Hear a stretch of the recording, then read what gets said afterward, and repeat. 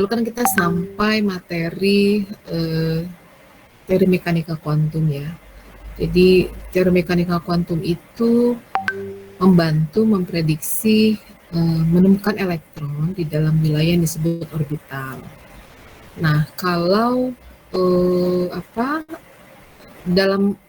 jadi membuat persamaan matematis yang menunjukkan probabilitas yang paling besar untuk menemukan lokasi elektron, di mana itu namanya orbital.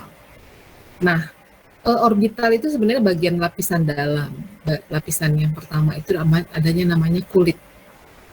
Kulit ini diberi simbol dengan huruf kapital, dimulai dari huruf K, L, M, N ya. Yang paling dekat dengan kulit, yang paling dekat dengan inti itu diberi simbol K. Lapisan kulit berikutnya itu diberi simbol L, M, N, dan seterusnya. Nah, tingkat energinya juga semakin tinggi. Jadi semakin jauh dari inti, itu tingkat energinya semakin besar. Kenapa? Karena pengaruh inti itu semakin berkurang. Nah, kemudian kulit itu terdiri dari subkulit yang diberi simbol dengan huruf kecil S, P, D, F ya. Kemudian subkulit S itu memiliki tingkat energi yang paling rendah dibandingkan P, D, dan F. Kemudian P itu lebih rendah dibandingkan D dan F. D itu lebih rendah dibandingkan F, dan seterusnya. Kemudian subkulit itu memiliki satu atau lebih orbital. Nah, orbital itu memiliki tingkat energi yang sama. Jadi misalnya orbital, ada 3 orbital, itu masing-masing orbitalnya itu misalnya satu subkulit punya 3 orbital. Nah, 3 orbital itu memiliki tingkat energi yang sama.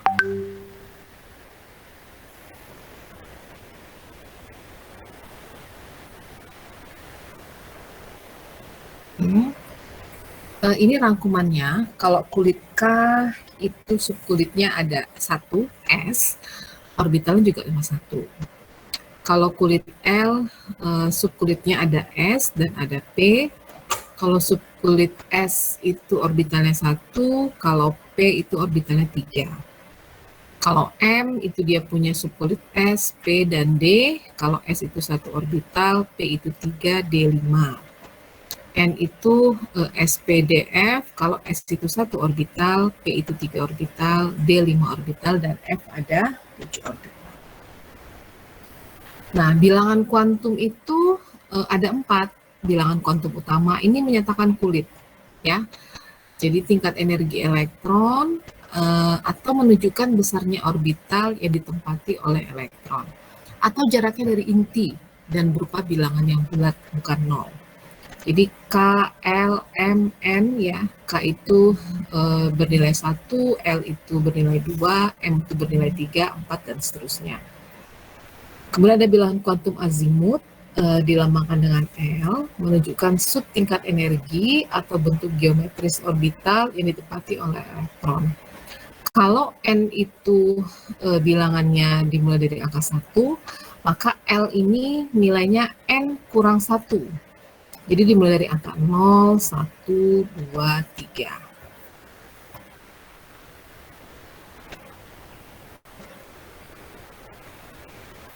Ada lagi bilangan kuantum magnetik, ini menunjukkan kedudukan orbital yang ditempati elektron. Bilangan kuantum magnetik ini dipengaruhi oleh bilangan kuantum azimut. Kalau bilangan kuantum azimut itu misalnya nilainya angkanya 2, maka bilangan kuantum magnetik itu range-nya itu dari -2, -1, 0, +1, +2. Kemudian ada lagi bilangan kuantum spin, ini yang menunjukkan arah perputaran elektron.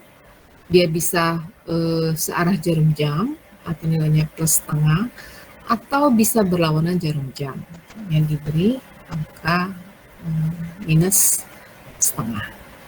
Nah, penempatan elektron di dalam orbital itu disebut dengan konfigurasi elektron.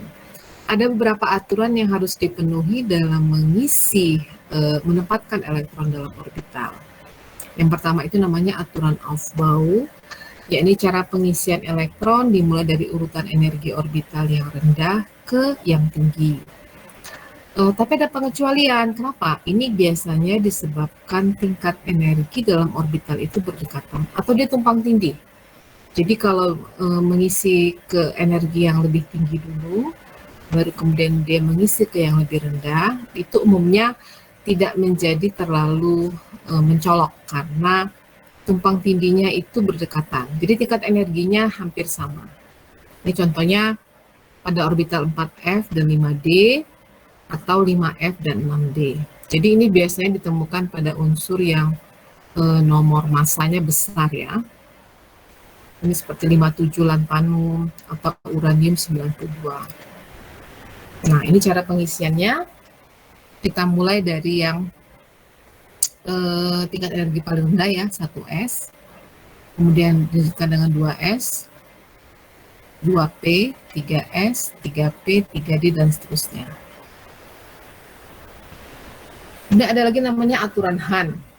Aturan Hahn itu jika sekumpulan orbital memiliki energi yang sama, maka masuknya elektron kedua ke dalam satu orbital tidak akan terjadi sebelum semua orbital pada subkulit yang bersangkutan itu terisi masing-masing satu elektron dengan arah yang sama.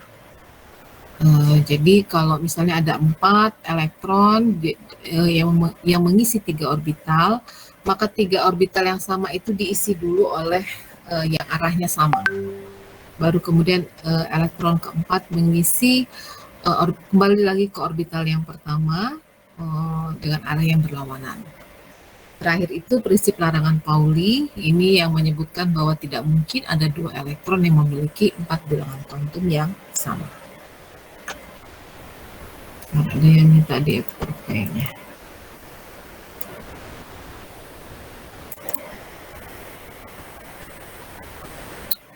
Oke. Sampai sini ada pertanyaan?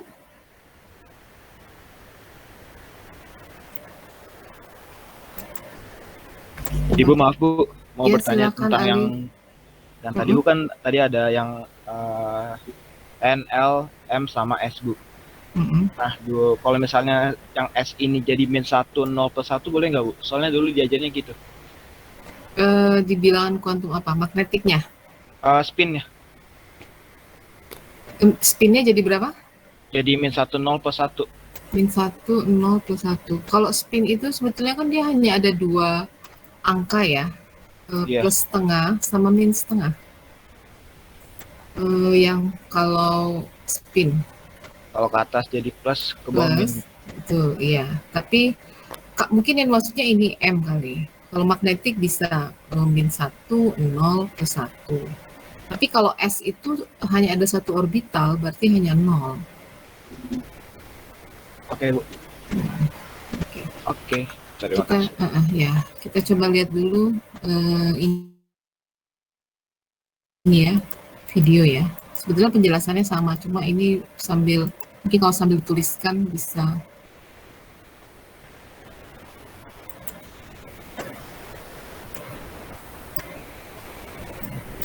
Oke.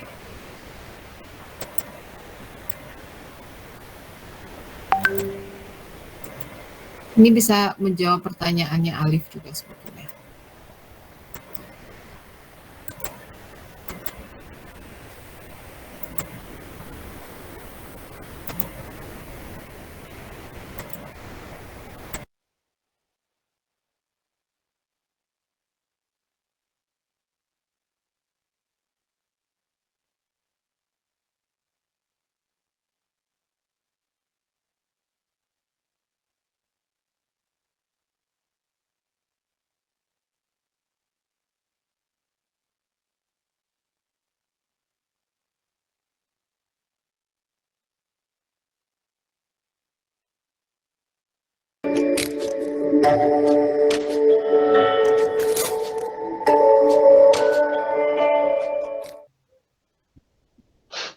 Kembali lagi dengan Kimia Edukasi.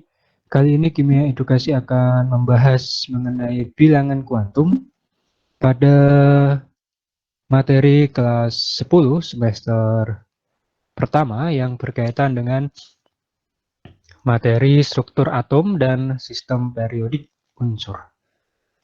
Nah, pada bilangan kuantum ini nanti akan dibagi menjadi 4 bilangan kuantum yang masing-masing nanti akan digunakan dalam penentuan konfigurasi elektron. Nah, langsung saja yang pertama, ini kita buat pengertiannya saja. Kemudian nanti setelah pengertiannya, kita nanti akan membuat untuk bilangannya seperti apa. Yang pertama ada yang dinamakan, saya buat BK, artinya BK itu adalah bilangan kuantum utama dengan simbol N, di mana untuk bilangan kuantum ini dia menyatakan sebagai tingkat energi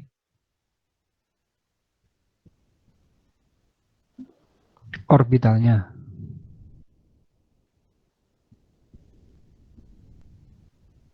Jadi dia merupakan untuk bilangan kuantum ini sebagai tingkat energi orbital atau yang sering dikatakan sebagai tingkat energi pada kulit atomnya. Ini yang dinamakan dengan bilangan kuantum utama. Nanti untuk nilainya berapa, nanti kita gabung menjadi satu dalam bentuk tabel supaya memudahkan. Yang kedua ada yang dinamakan dengan bilangan kuantum azimut dengan simbol L. Jadi ini L bukan I. Nah, bilangan kuantum azimut ini adalah menyatakan sebagai subkulitnya. Jadi setiap kulit utama, BK utama itu nanti dia akan memiliki subkulit-subkulitnya. Itu dinamakan dengan bilangan kuantum azimut. Kemudian yang ketiga, ada yang dinamakan dengan bilangan kuantum magnetik. Di mana untuk bilangan kuantum magnetik ini disimbolkan dengan huruf M kecil. Nah, pada bilangan kuantum magnetik ini adalah orientasi orbitalnya. Orientasi orbital.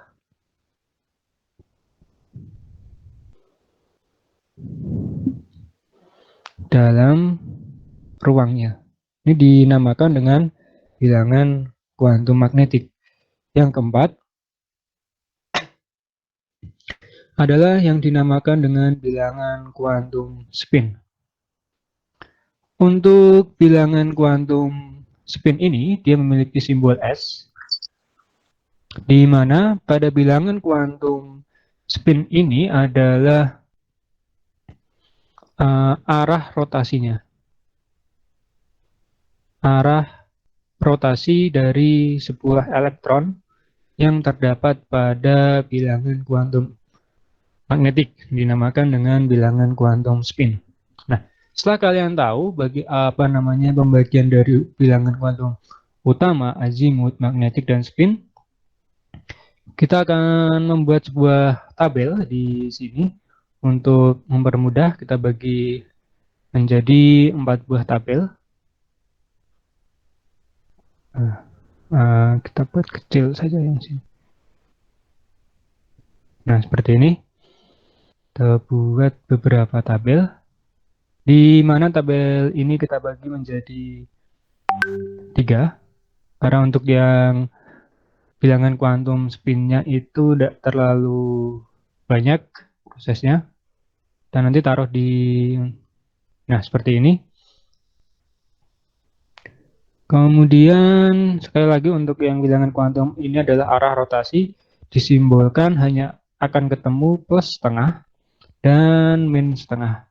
Plus setengah jika arah orientasi atau arah rotasinya itu dia searah dengan jarum jam. Dia bernilai positif setengah dan negatif setengah jika dia arah rotasinya adalah kebalikan arah jarum jam atau berlawanan dengan arah dari jarum jam. Nah, untuk BK utama dengan lambang N kita buat di sini adalah azimutnya. Kemudian di sini adalah untuk magnetiknya. Nah, untuk bilangan kuantum utama dia nanti akan memiliki beberapa nilai didasarkan pada kulitnya, yaitu kulit K, L, M, dan N. Mungkin bentar. Kita satu persatu. Ada kulitnya adalah KLMN, cuman kita buat satu dulu karena nanti sekalian untuk menentukan azimutnya. K dia memiliki nilai N sama dengan 1. Jadi untuk kulit K ini dia memiliki nilai N sama dengan 1. Nah, dari kuantum utama ini nanti dia akan memiliki bilangan kuantum azimut dengan simbol L, di mana K ini dengan N sama dengan 1, maka dia akan memiliki nilai L sama dengan 0 dengan arah dengan orbital, karena dia butuh orbital. Orbitalnya adalah S. Kemudian untuk bilangan magnetiknya pada L sama dengan 0, dia akan memiliki nilai M sama dengan 0 juga. Nah, yang perlu diketahui dari mana L sama dengan 0 dengan orbital S, kemudian M sama dengan 0 nanti akan saya jelaskan pada akhirnya saja di paling bawah. Kemudian yang kedua ada yang namanya L, dia memiliki nilai N sama dengan 2. Jadi urut nanti ada KLMN, di mana L-nya itu dia ada 2, yaitu L sama dengan 0, dan satu lagi adalah L sama dengan 1. Dengan L dengan orbitalnya adalah S, kemudian ini adalah orbitalnya adalah P. Ini S kecil dan P kecil. Kemudian untuk magnetiknya, M-nya pada bilangan magnetik untuk bilangan kuantum utama N sama dengan 2, dia akan memiliki nilai untuk L sama dengan 0, M-nya itu adalah 0, dan L sama dengan 1, M-nya adalah min 1, 0, plus 1. Kemudian pada kulit M dengan nilai N sama dengan 3, dia akan memiliki L sama dengan 0, L sama dengan 1, dan L sama dengan 2. Dengan orbitalnya adalah S, P, D. Di mana jika L sama dengan 0, maka M-nya buat garis seperti ini, mungkin biar lebih memudahkan. Nah, ini. Maka M sama dengan 0, kemudian yang L sama dengan 1 pada azimut, maka dia magnetiknya adalah min 1, 0, plus 1. Kemudian M sama dengan 2, dia akan memiliki L sama dengan 2, dengan orbital D, dia akan memiliki magnetiknya adalah min 2, min 1, 0, plus 1, dan plus 2.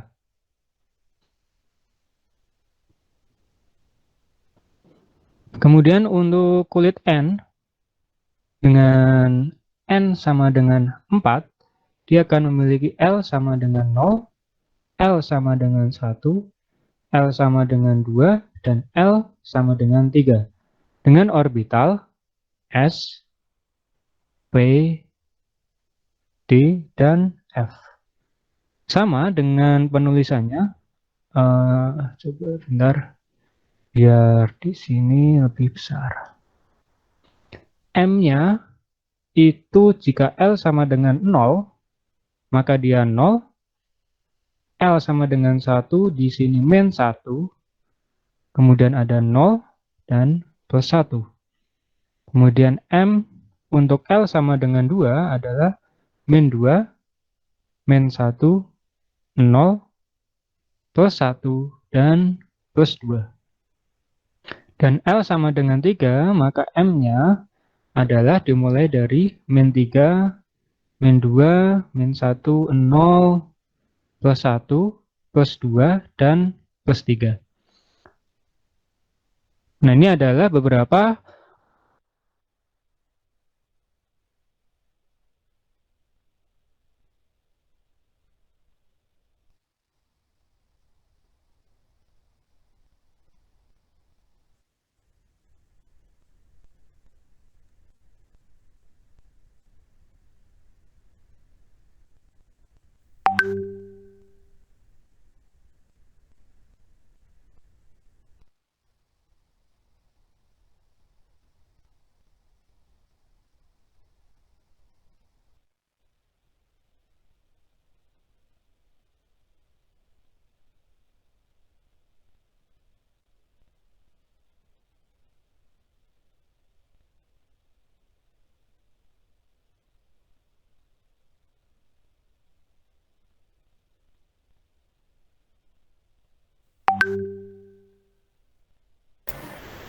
Alif, tadi kelihatan ya, kalau orbitalnya S, maka bilangan kuantum magnetiknya itu 0, nggak menjadi minus 1, 0 plus 1. Iya Bu, tadi kebalik. Oke. Paham ya. Kita teruskan sedikit lagi.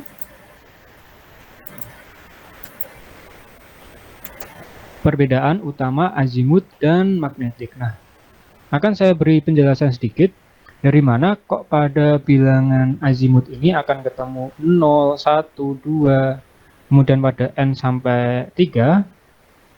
Ini dia memiliki rumus pada azimut itu adalah untuk menentukan SPDF-nya ini harus urut untuk SPDF-nya.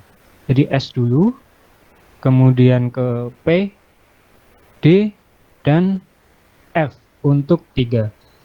Nah, kemudian yang angka L sama dengan 1, 2, dan seterusnya ini, dia selalu dimulai dari 0. Dimulai dari 0.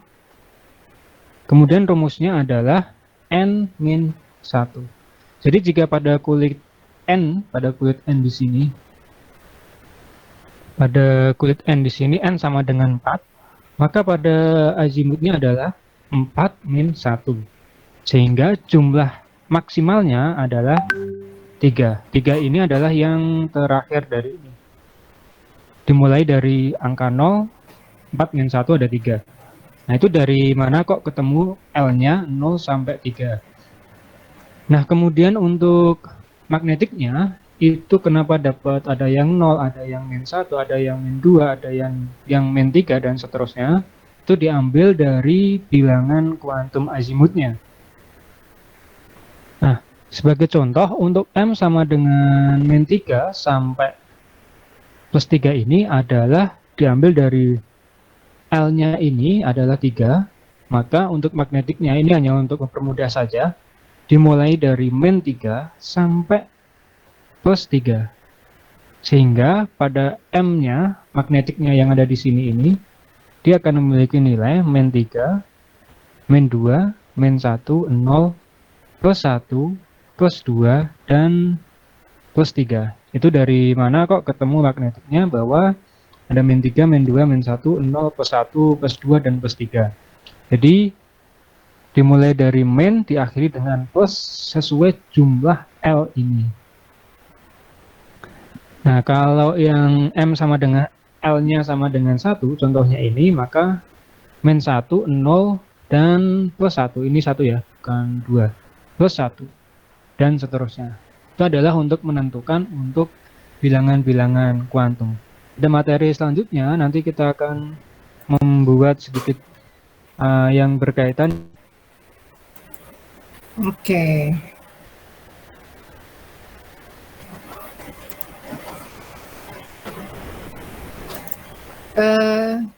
Bisa mengikuti ya penjelasannya tadi?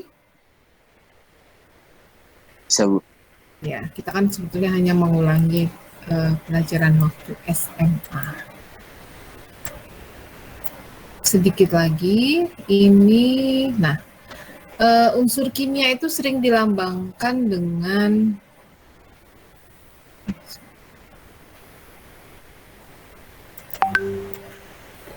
ini A ini sebagai nomor atom dan Z ini nomor massa. Nah, nomor atom ini menentukan perilaku unsur, ya. Jadi nomornya ini menentukan dia berada di kulit berapa, dia berada di periode berapa, ya. Dan urutan-urutan itu yang menunjukkan sifat-sifat atau perilaku dari unsur yang bersangkutan. Nah, sementara nomor massa itu menunjukkan jumlah proton dan elektron di dalam inti. Kalau atom itu berubah menjadi ion, yang berubah itu adalah jumlah elektronnya. Sementara jumlah proton dan neutron itu tetap.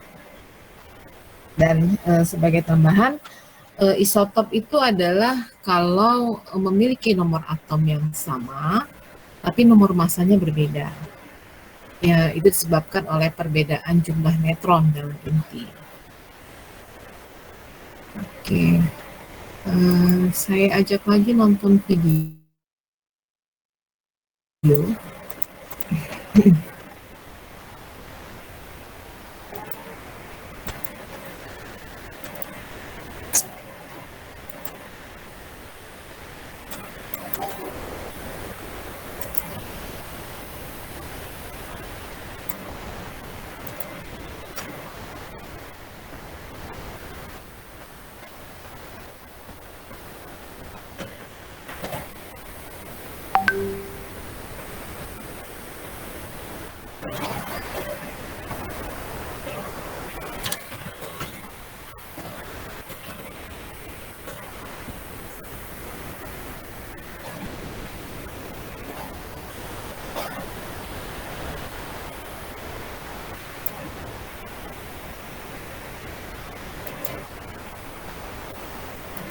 Sekarang kita coba lihat cara pengisian untuk mengikuti aturan Aufbau, Hahn, dan Pauli.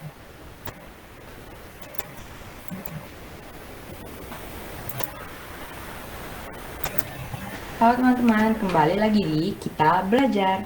Kali ini kita akan belajar tentang aturan konfigurasi. Jadi sebelum kita mempelajari tentang konfigurasi elektron yang lebih kompleks lagi, yang menggunakan teori mekanika kuantum itu, jadi kita harus mengetahui dulu nih, ada 3 aturan konfigurasi yang berlaku. Yang pertama, ada aturan Aufbau. Jadi dalam aturan Aufbau ini dikatakan bahwa elektron dalam atom diisi mulai dari energi yang terendah ke energi yang lebih tinggi. Jadi gini ya teman-teman, jadi kan kalau misalkan dalam suatu atom itu kan terdiri dari beberapa kulit. Nah, pengisian elektron itu pasti dari yang kulit yang paling dekat inti, baru yang di atasnya lagi, sampai menjauh dari intinya. Nah, gini ya caranya, ada salah satu diagram atau apa ilustrasinya lah. Jadi dimulai dari 1S, 1 berarti kulit pertama, 2S udah masuk kulit kedua nih, 2S tapi, baru lanjut ke 2P, baru 3S, 4P, 4S, 3D, 4P, 5S. Jadi gini ya bacanya ya, naik lagi, turun ke sini, turun. Nah, kita tulis aja ya supaya lebih paham lagi. 1S, 2S, 2P, 3S,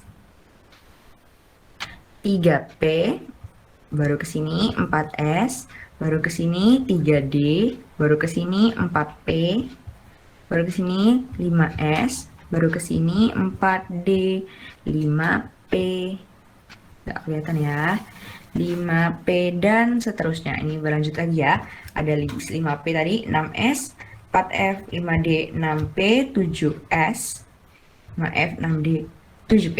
Nah, jadi gitu, dari atas, dari yang paling rendah, dari 1, 2, 3, 4, sampai yang paling tinggi, sampai yang paling jauh dari inti atomnya. Gitu ya. Sekarang lanjut ke aturan yang nomor 2. Aturan nomor 2 itu ada namanya kaidah Hahn. Nah, dalam kaidah Hahn ini dikatakan bahwa elektron tidak akan berpasangan sebelum semua orbital itu dihuni. Jadi gini ya contohnya, ada namanya orbital. Jadi orbital itu kita tulis dulu deh contoh konfigurasinya ya. Misalkan ada Cl17. Jadi konfigurasinya tuh ikut yang tadi ini kan. Nah, berarti kan 1s, 2. 2s, 2. 2p 6 sudah 10 ya. 6 2 2 10. Lanjut 3s 2, 3p 5. Nah, yang di belakang ini akan membuat suatu orbital, akan kita buat orbitalnya. Jadi gini orbitalnya. Kalau p itu ada 3, berarti kotaknya, orbitalnya ada 3. Nah, ngisi orbital ini ada aturannya. Ada si kaidahan tadi bilang, kalau elektron tidak akan berpasangan sebelum semua orbital dihuni. Jadi cara ngisinya itu gini. 1, 2, ini kan ada 5 nih. 3, ini ke atas semua ya. 4, 5. Nah, ini yang benar. Jadi diisi dulu, baru kita pasangkan. Bukan kayak gini ya. Bukan kayak gini.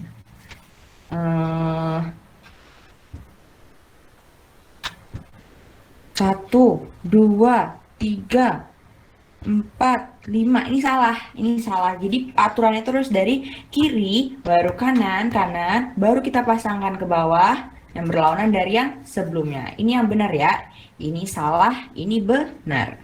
Nah, gitu ya teman-teman. Sekarang lanjut ke larangan Pauli.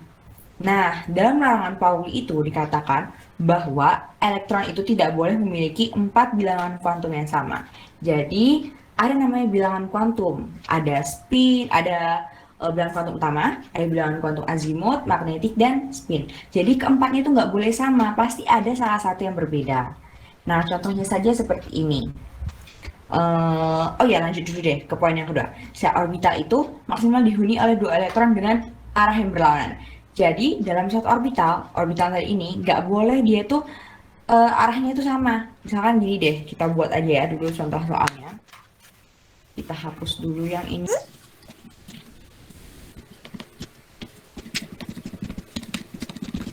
Nah, di sini tadi contoh soalnya kita buat misalkan ada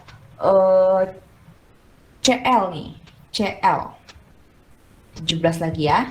Tadi berapa konfigurasinya? 1s2, 2s2, 2p6, 3s2, 3p5. Nah, jadi katanya kalau kita buat orbital ini, kan ini karena 3p yang terakhirnya ya, berarti kotaknya ada 3. Terus diisi oleh 5. Tuh, I'm so sorry, salah. 1, 2, 3, 4 berlawanan 5. Nah, jadi gini ya. Terus ingat kan kalau ini misalkan di sini -1 berarti di sini 0, di sini berarti +1. Ini menunjukkan kalau ini adalah bilangan kuantum magnetiknya. Nah, jadi kan kalau kita tengok ini, kita lihat ini 3p ini, dia pasti berbeda dengan 3s. Berbeda juga dengan 2p.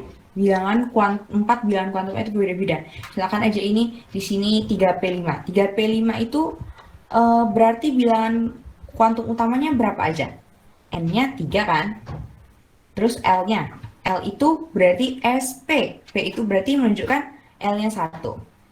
Terus L setelah LM.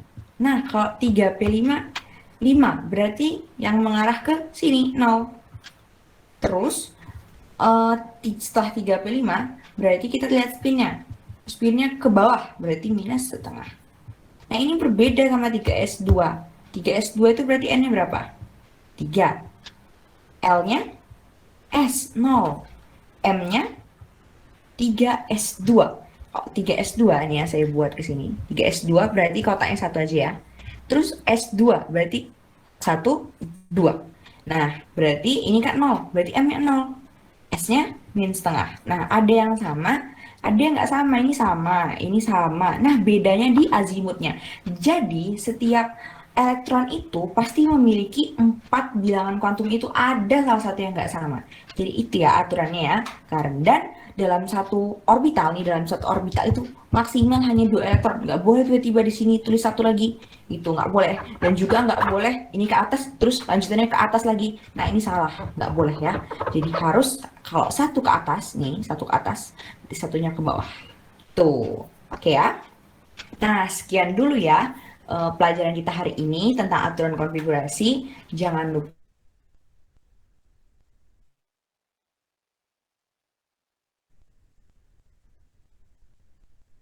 aturan pengisian di dalam orbital. Jadi harus memenuhi kaidah aturan Aufbau, aturan Hahn, dan larangan Pauli. Jadi harus dilihat tingkat energinya, yang mana yang harus diisi dulu, yang tingkat energinya lebih rendah. Jadi prinsipnya elektron itu lebih menyukai berada dalam tingkatan energi yang lebih rendah. Kenapa? Karena dia stabil. Semakin tingkatan energi itu tinggi, artinya elektron berada dalam keadaan energi yang tidak stabil. Dan untuk pindah ke tingkat energi yang lebih tinggi, dia harus mendapatkan tambahan energi. Jadi tidak gampang elektron itu untuk mengalami eksitasi. Excited sama seperti manusia ya. Kita excited itu kalau kita biasanya kalau terlalu senang itu kan kita excited. Berarti ada energi tambahan yang membuat kita bisa berada pada level itu. Contohnya ini, nonton bola itu kan sebenarnya kalau di Indonesia itu jam-jamnya bukan jam-jam yang lazim ya. Di Eropa siang, di Indonesia itu bisa tengah malam atau dini hari. Tapi untuk orang-orang yang penggemar bola itu nonton dini hari itu bukan masalah. Nah ini disebut sebagai mirip seperti elektron. Excited itu yang membuat orang bisa bertahan untuk menonton pertandingan di jam-jam yang tidak lazim. Harusnya kan kalau bukan penggemar bola ngapain saya tidur gitu kan. Tapi kalau buat untuk orang yang penggemar bola ya itu adalah kesempatan untuk bisa nonton langsung. Ya. Ada pertanyaan dari mahasiswa tentang materi yang sudah disampaikan?